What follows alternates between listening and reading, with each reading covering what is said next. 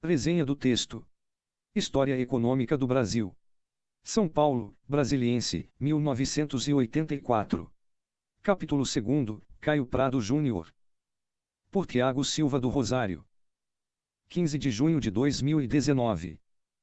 Até o século XV o comércio no continente europeu era quase unicamente terrestre e se desenvolvia entre o mar Mediterrâneo e o Mar do Norte pelos países centrais, apesar da existência de uma navegação, ainda mesquinha e de cabotagem. Porém, a partir deste século, esse último tipo de escoação começa a ganhar maior dimensão.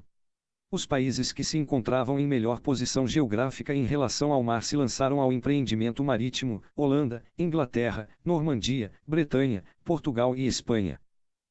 Enquanto os holandeses, ingleses, normandos e bretões se ocupavam na vida comercial recém-aberta, os países ibéricos avançavam ao mar com o pioneirismo português, contando com suas vantagens geográficas, buscaram a costa ocidental da África, traficando com os mouros, descobriram as ilhas Cabo Verde, Madeira e Açores e continuaram perlongando o continente negro para o sul, e ainda na segunda metade do século XV já começavam a desenhar o plano de atingir o Oriente contornando a África, uma rota que poria em contato direto com as especiarias das Índias, tão valorizados em Europa.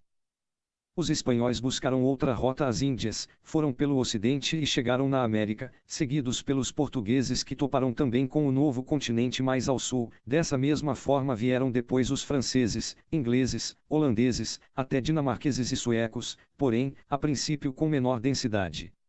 Nesse primeiro momento a América surge como um obstáculo, pois todos os esforços se orientavam no sentido de encontrar uma nova passagem para as Índias, e que logo se mostrou inviável depois das explorações no novo continente. Em todos os lugares que chegaram os diversos povos da Europa, foram como traficantes em busca de especiarias que abordaram todas as empresas de suas iniciativas. Portanto, neste momento, colonizar era entendido como estabelecer feitorias comerciais com um reduzido pessoal incumbido apenas do negócio, sua administração e defesa armada. A América, em comparação ao Oriente, foi encontrada um território primitivo, habitado por uma população rala e incapaz de fornecer qualquer coisa realmente aproveitável a esse comércio. Desta maneira, esse continente foi deixado em segundo plano em relação às Índias.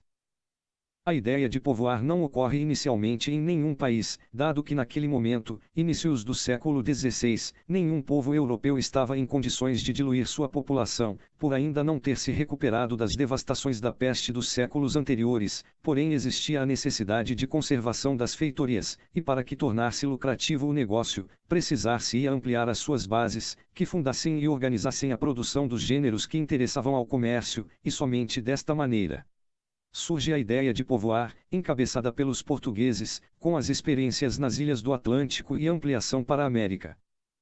As primeiras feitorias nas Américas foram voltadas ao aproveitamento dos produtos espontâneos e extrativos, como madeiras de construção e tinturarias, exemplo pau-brasil, pela parte portuguesa, e peles de animais e pesca, como na Nova Inglaterra.